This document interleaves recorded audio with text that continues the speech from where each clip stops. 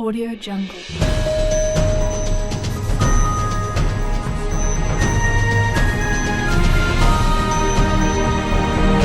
Audio Jungle. The all-time low. President Trump calling out Russia after a cold meeting between President Vladimir Putin and Secretary of State Rex Tillerson. Right now, we're not getting along with Russia at all. We may be at an all-time low. I expressed the view that the current state of U.S.-Russia relations is at a low point. There is a low level of trust between our two countries. The major change of heart the president just had that could rub Putin the wrong way. And breaking overnight, no sanctuary for illegal immigrants. The mayor, who tried to make his city a safe space, put on the spot. Would you report a drunk driver here illegally to the feds? That's a good question that I don't have the absolute answer to. I would think certainly on a second offense they would. I'm just not sure. I'm honestly not sure. Well, why not? Why aren't you sure? You're the mayor. Will he have a change of heart? And waging a holy war. Parents are fuming because their kids have school on Good Friday. Should they be forced to go? We report, you decide. Fox and Friends First starts right now.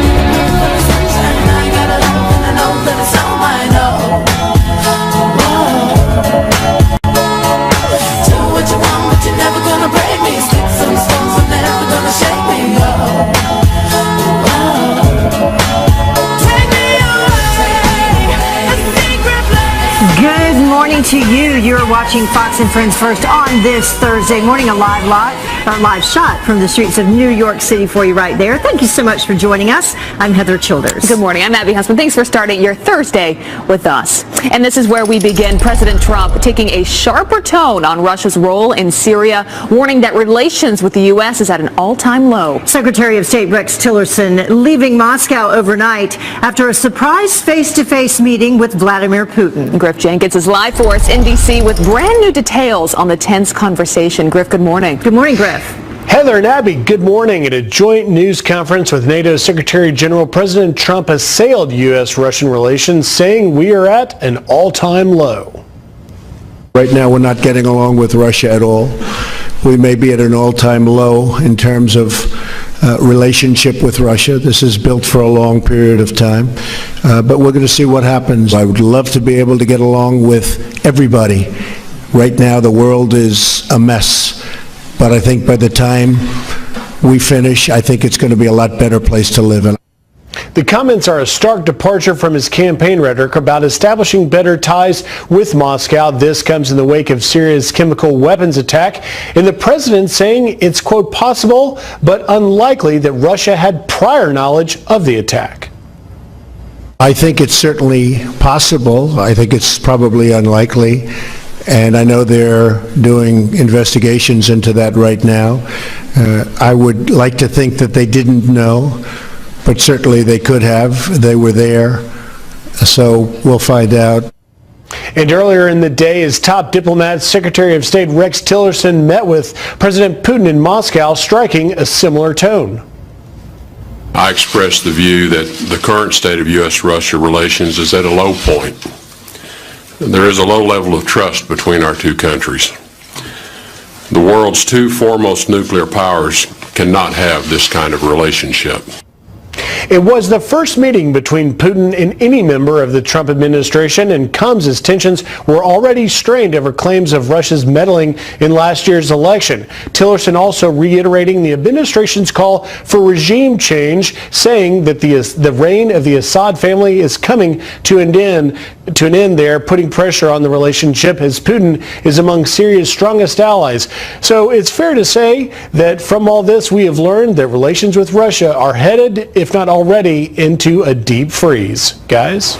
All right, Griff Jenkins live for us. Thank you, Griff. Thank you, Griff. Well, meantime, Secretary of State Rex Tillerson meeting with Vladimir Putin, but leaving without even a single snapshot to show for it. Fox News contributor Charles Krauthammer says the iciness is a welcome change from the past 8 years.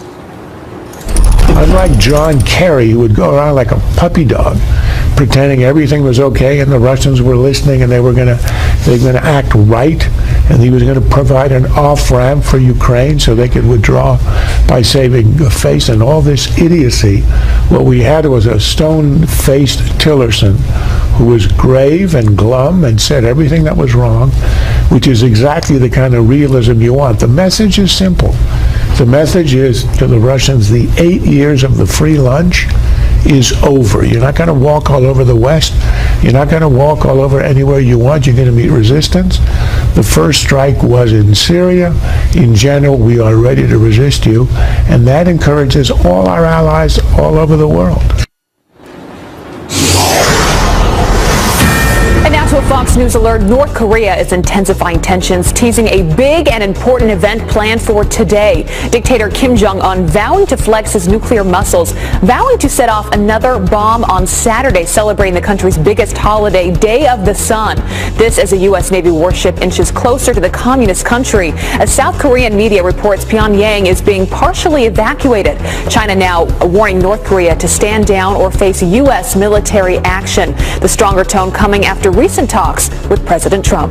Well, the cartel member suspected of murdering a border agent, exposing Operation Fast and Furious, is finally under arrest. The man caught in Mexico is accused of shooting Agent Brian Terry on the U.S. southern border 6 years ago. His family relieved to have some closure. You know, I'll pray to God all the time that it's going to happen. But I feel more comfortable now that Trump's in office, and I think that had maybe something to do with it. Terry's death helped expose Operation Fast and Furious, an ATF program that allowed criminals to buy guns in the U.S. with the intention of tracking them in Mexico.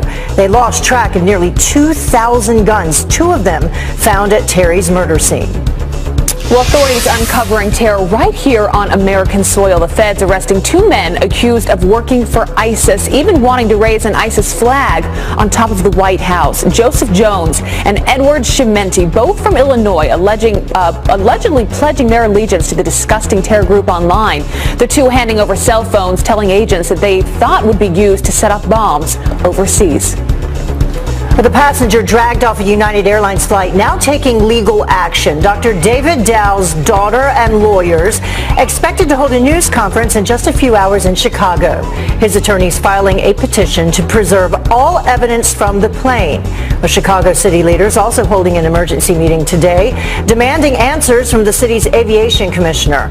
All 3 officers involved are now on paid administrative leave. Well, a newly declared sanctuary city backtracking on its decision to defy federal law. Well, the mayor and city council caving from pressure from residents and the White House. Jackie Ibanez joins us now with some details on the change of heart. Good morning, Jackie. Good morning, Abby and Heather. Lansing, Michigan, proudly joining the ranks of sanctuary cities earlier this month, choosing to defy federal law by not responding and reporting illegals who commit crimes to federal authorities. But that all changed after Mayor Virg Bernero appeared on Fox's Tucker Carlson tonight to talk about the consequences of that choice. Listen.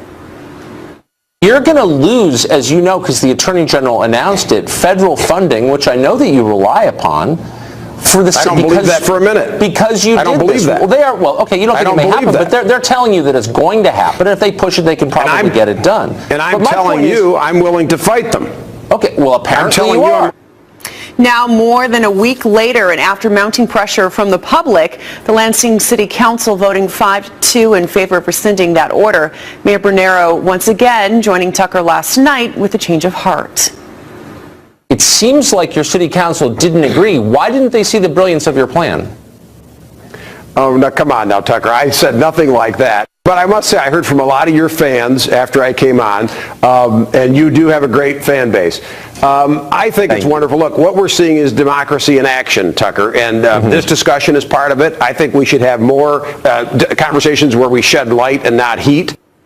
Mayor Bernero isn't the only one unwilling to risk federal funding due to sanctuary status. 29 states currently have pending legislation that would prohibit sanctuary cities. Abby? Quite the turn of events. Thank you, Jackie. Thanks, Jackie.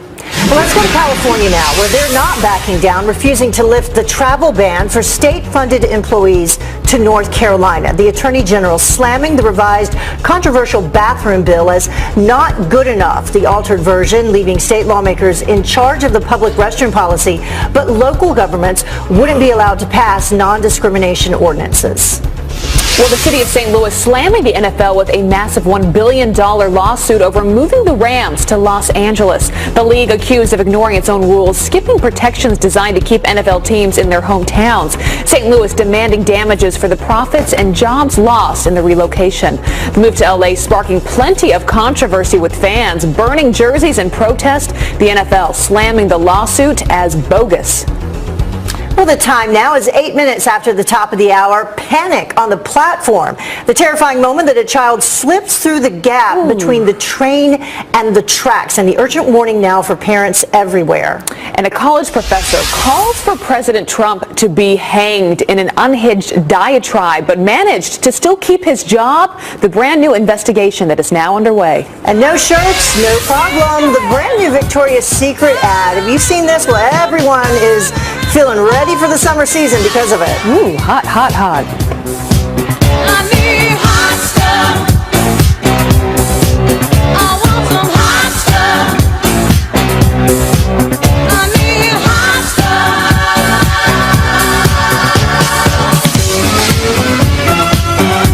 Go on and try to tear me down. I will be rising from the ground like a skyscraper. Well, a brand new investigation now underway after a college professor declared on Twitter that President Trump, quote, must hang. Yeah, he has since apologized and deleted his account, but the outrage, as you can imagine, is still boiling over. Yeah, and Fox News radio host Todd Starnes wants to know why in the world does he still have a job? Todd, a lot of people thinking that. Absolutely. Fresno State University says a professor who said President Trump must hang is now under investigation by the FBI and the Secret Service. Professor Lars Mazychak's unhinged diatribe was posted on Twitter back in February. He also offered to donate money to honor the president's assassin. He said 2 Republicans should be executed for every deported illegal alien. Now, Fresno State initially stood by the professor's comments, but after some major backlash, the university backtracked. Well, sort of. This is a classic example of the violent left-wing thuggery that has infested our public universities. I write about this extensively in my new book, The Deplorables Guide to Making America Great Again. Professor Mazychak, meanwhile, is attacking the conservative media, says he's a victim of a right-wing smear campaign, and says his tweets were taken out of context. But there's really not much wiggle room when you say you want to string up the duly elected president of the United States. That's not free speech, that's hate speech. The university says they launched their own investigation, but the only issue that needs to be investigated is why this man still has a job. I say either fire the professor or defund Fresno State University. Back to you. All right, Todd Starnes, good to see you this morning. Thanks. So, of course, we want to keep talking about this. Should the school take action, or is this a matter of free speech? Log on to the Fox and Friends First Facebook page right after the show to weigh in with the hashtag Keep Talking. We want to hear what you think. Todd, always with so much energy, and I bet he has something to say about this as well. The EPA hit with a bombshell lawsuit accusing employees of secretly working to undermine President Trump. Judicial Watch filing the suit following a Politico article claiming that staffers are using the encrypted messaging app known as Signal as a way to avoid government oversight. Head of the EPA, Scott Pruitt, joining Fox and Friends later this morning to talk about that lawsuit. Well, top Republicans are asking the DOJ to take a fresh look at evidence against Lois Lerner, the former IRS employee accused in 2013 of targeting Tea Party groups over their political views. Remember that? Well, Lerner called to testify to Congress, but pleaded the Fifth. I have not done anything wrong. I have not broken any laws. One of the basic functions of the Fifth Amendment is to protect innocent individuals, and that is the protection I'm invoking today. In 2015, President Obama's DOJ refused to file criminal charges, and Lerner resigned. Well, now it is time to brew on this, and a school district is under fire for keeping their doors open on one of the holiest days of the Christian calendar. Complaints are pouring into Pasco County schools in Florida for their decision to hold classes on Good Friday. One parent writing this: "How dare you undermine the Christian religion and the observance of strictest of Christian holy days." And the district claims that schools only close for Good Friday if the holiday coincides with spring break. We can't base our calendar on religion. It has to be secular. To take a day off purely because it is a religious holiday is not accepted. Well, children who do stay home tomorrow for religious reasons will be given an excused absence. But what do you think? Does this undermine the Christian religion, or should school calendars be secular? Send us your comments on Facebook, Twitter, or send an email to foxfriendsfirst@foxnews.com. We will, of course, share them later on in the show. And the time now is 16 minutes after the top of the hour, and lack of supplies, dirty storage areas, and no system to weed out recalled products. Conditions so horrific at one VA hospital, the veterans' lives are said to be in imminent danger. And nature called. The midwife in the middle of getting her colored, who just learned her hair colored, who just learned the true meaning of that phrase. But first, the weather across the country.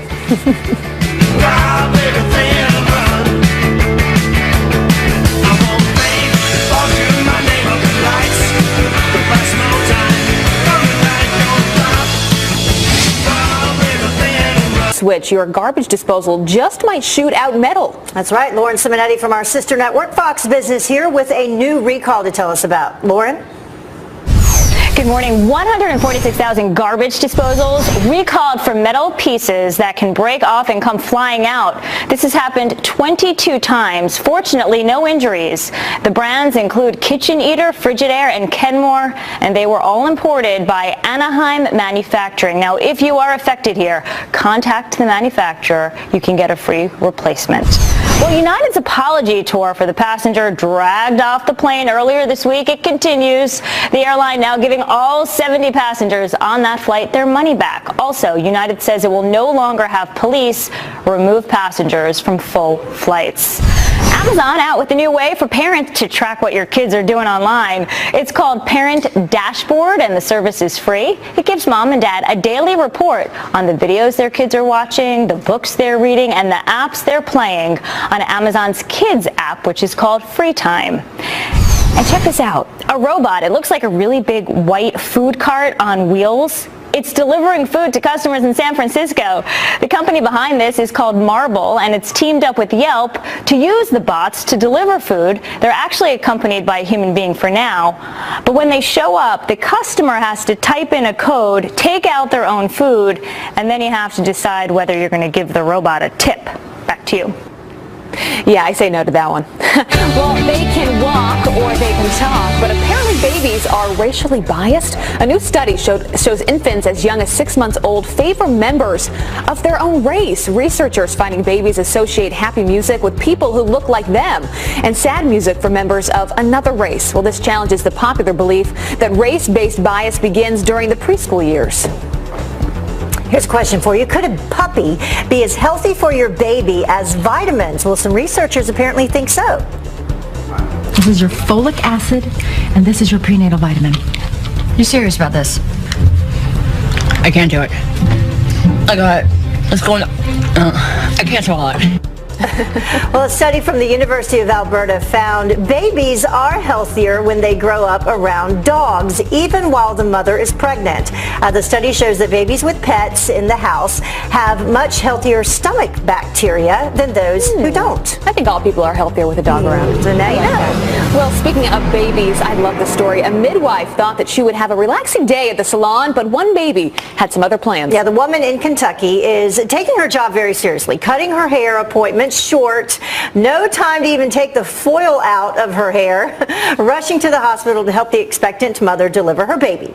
And then, of course, she posted this priceless picture that is now going viral online with the caption, "First time for everything, I was at the salon and nature called." The midwife even making it back to the salon in under 20 minutes, which is a good thing because her hair probably would have got to get the hair burned. fixed. Yeah. I love that story. So great. Well, the time is now 24 after the hour, and Democrats pushing conspiracy theories about President Trump and Vladimir Putin now at a dead end. The Trump as Putin puppet storyline is officially dead. Could come back, but it would take something really remarkable. President Trump's change of heart that could rub the Russian president the wrong way. And Happy Meal Run, the 8-year-old boy who needed a burger so badly, he took matters into his own hands. Can't wait for that one. But first, on this day in 1970, the Apollo 13 oxygen tank exploded. And then in 1997, Tiger Woods, you remember this? He won his first Masters tournament. How times have But that's changed. not Tiger right there. No.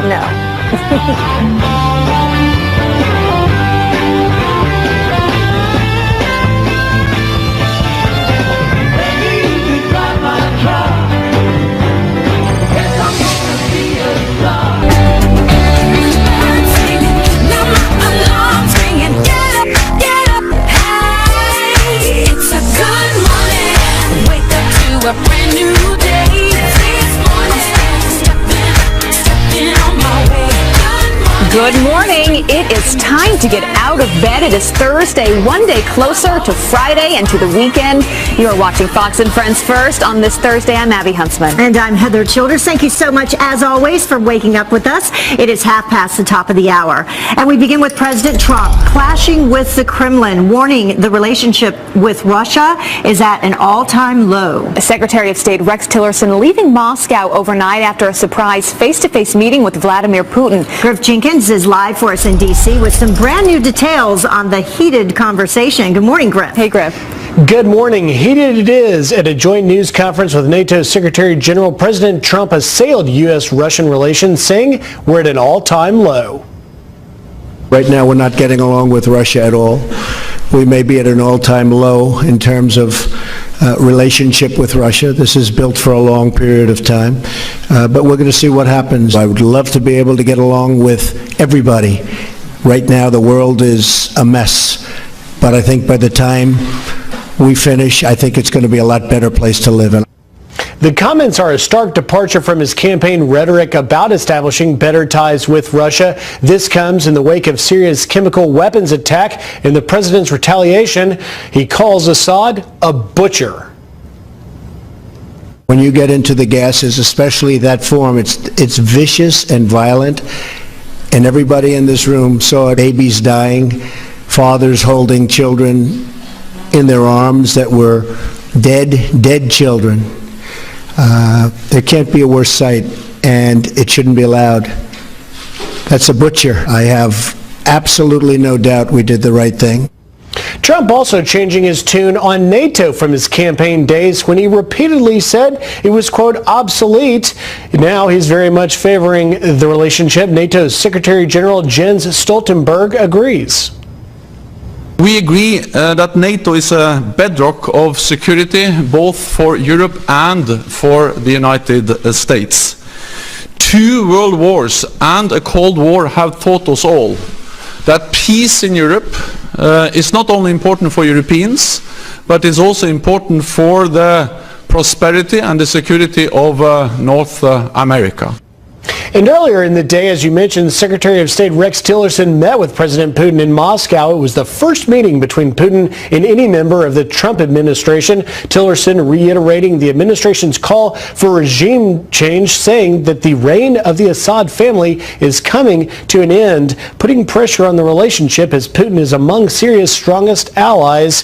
Here's the bottom line. Things are headed into a deep freeze right now, and we'll be paying a lot of attention as things move forward. An investigation underway. Guys? Yeah, some unsettling times for sure. Thank you, Griff. Not even a snapshot to prove that he'd met with Putin. Thank you, Griff. Well, President Trump, meantime, with a change of heart on NATO, a move likely to get under Vladimir Putin's skin. Jonah Goldberg, senior editor at the National Review, saying Democrats can no longer push the narrative that the president is Putin's puppet. Listen. I think it's fair to say at this point that the Trump as Putin puppet storyline is officially dead. Could come back, but it would take something really remarkable. I think that I think at one point today, Donald Trump said these are the worst relations we've had with Russia ever. That strikes me as maybe a little too far hyperbolically, but it's very clear that things are not going well, and everyone is sort of just doing in a tailspin, trying to figure out what the theme of the pudding is of American foreign policy right now. In other news, authorities are ramping up security at stadiums this Easter weekend following terrorists nearly massacring one of Europe's top soccer teams. 3 bombs packed with nails exploding close to a bus that was packed with players in Germany, hurting a defender and a police officer. Both, though, are expected to be okay, thankfully. Authorities now saying that letters linked to the disgusting attack, revealing that it was carried out in the name of Islam, and include a kill list targeting sports stars. One suspect, police say, is an extremist from Iraq, was arrested. Well, the 2 women accused of killing the brother of North Korean dictator Kim Jong-un appearing in a Malaysian court overnight. The 2 wearing bulletproof vests, fearing an ambush. The pair facing the death penalty for allegedly poisoning Kim Jong-nam at a Kuala Lumpur airport earlier this year. While they claim that it was just a prank, the U.S. believes it was orchestrated by his brother, Kim Jong-un.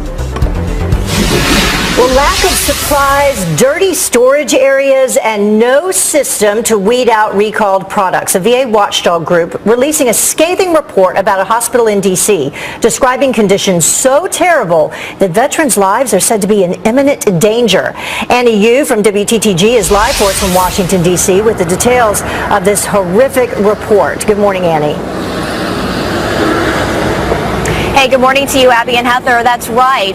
This is disturbing news, certainly. And the conditions are so dangerous here at the VA Medical Center that the agency's top watchdog decided to release this interim report. It's a rare interim report. They wanted to release it early on, alerting the public and the patients here at the VA Medical Center about the dangers going on here while this review is still going on. Now, some of the serious issues going on here at the medical center include supply shortages. So we're talking things like oxygen tubes, alcohol pads, even equipment that could affect treatment of patients, including dialysis treatments. And because of these missing supplies, the report says the VA Medical Center was forced to borrow supplies from a private hospital. We're also talking about the mishandling of equipment. We're talking more than $150 million in unaccounted for equipment and supplies, dirty areas that are supposed to be sterile. And the report also revealed that the shortages forced the center to cancel some patient procedures, putting people at risk. Now, as a result of this troubling report, the director of the medical center, Brian Hawkins, he has been relieved from his position, and retired Army Colonel Lawrence Connell has been named the acting medical center director. The Office of Inspector General says clearly patients were impacted by this, and the full investigation will actually determine the specific risks to individual patients. But the Office of IG, says that this investigation was launched on March 21st after the office received an anonymous tip. But again, the investigation is ongoing. That's the very latest. Back to you, Heather and Abby. Yeah. It makes you wonder, at what point is this going to stop with our veterans if they're going to be treated the way they should be? Annie, you live for us in D.C. Annie, thank you. Thanks, Annie. Well, up in smoke, Colorado passing a new bill to help protect pot growers and sellers from the feds. If the government starts cracking down, it would allow those groups to reclassify recreational weed as medical marijuana. Pot is illegal under federal law, but legal in Colorado, and it would soon get the green light in Illinois. Some state lawmakers working to legalize recreational marijuana with a system for regulating and taxing sales. It could bring in $350 million a year. Well, the time now is almost 20 minutes until the top of the hour, and panic on the platform, the terrifying moment. Watch this. When a child slips through the gap between the train and the tracks. We have the urgent warning that parents need to hear everywhere. And it's too late to say sorry. We are live with brand new legal trouble United Airlines could be facing for dragging that passenger off of a plane. And the warm weather this week giving us a small glimpse of summer. But before you book your next vacation, stick around. We'll have the travel dates that won't break the bank. Surfing USA.